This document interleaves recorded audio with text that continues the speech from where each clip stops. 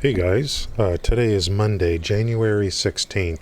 Just some ramblings here for today's video on YouTube. The two big games that I'm going to be playing and making content for this year are going to be Starfield and Diablo 4. So I wanted to go over a few things on Diablo 4. Also want to provide some links that I think are the best links for Diablo 4 if you're interested in the game, how the game is going to work. One of those things where it's like everything we know so far kind of stuff. And there's another link off of that talks about how the shared world works. I want to talk about that also today. Before we do that, really briefly on Starfield, we are going to be getting a deep dive showcase that is going to take place after January 25th. So they're going to have this Xbox showcase coming up on January 25th. There's a whole bunch of games involved in that, but Starfield isn't one of them. The reason for that is they're going to be working on a deep dive event solely for Starfield. So once we get a date on that and when it is, we'll see. I'll try to cover it live when it occurs, okay? Now for Diablo 4, which the good thing about Diablo 4 is this right here. We actually have a release date. We do not have a release date for Starfield. We have a release date for Diablo 4, June 6th of this year. At least we have something, we have a concrete date. Now I did go ahead a couple days ago and I purchased the game. The big thing for me was like, well, which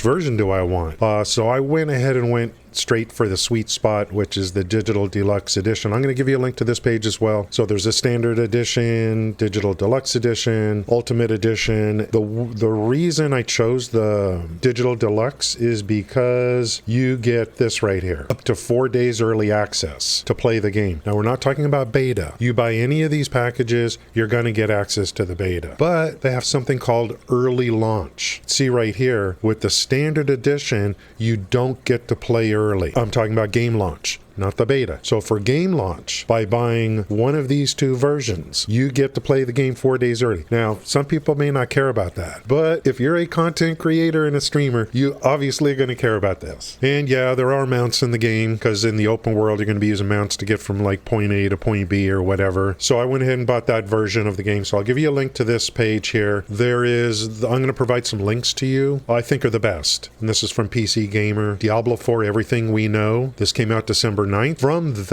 there's links into an article for Diablo 4. Dev says players want open world and free choice, but they also want to be told where to go. Okay, so this is something a little bit separate that you can look into. There's a link that comes into this here, which is called Here's How Diablo 4 Shared World Works. So I'll provide a link for this as well. I was like, well, how is this going to go? I mean, I already have played games with open world. They talk about events. They talk about things just kind of popping up. They talk about world bosses. I've already played other games that have all of that. To be honest with you, it sucks and it never works. I have never seen an open world game with events that pop up and world bosses that actually work. On paper, it sounds great. Oh, this thing popped up. You're going to need 20 people. Okay, you can't do it alone. So what do? You might just be in the area. You go there. Maybe there's no one there. Maybe there's 2 people there. Maybe there's 10 people there, but they don't have the same skill set or the required synergy with you in order to take down this boss. It's always a problem I've seen across the board in these kind of games, and I don't think it's going to be too bad. They are going to have shared worlds that you go into, but all the dungeons are instanced. There may be open areas where you will see other people, and there may be an event where you are kind of like let know it's there and everyone goes there. There is no queue system for that. And then, like I said, all the dungeons are instanced. So you can go in solo or you can go in with your party. So if you do go in solo, you're not going to see other people. And it's your own instance dungeon. There's a lot of stuff in there. At the end of the dungeons, there are these codexes that you're going to use for upgrades and stuff like that. My big concern on the open world stuff is, oh, by the way,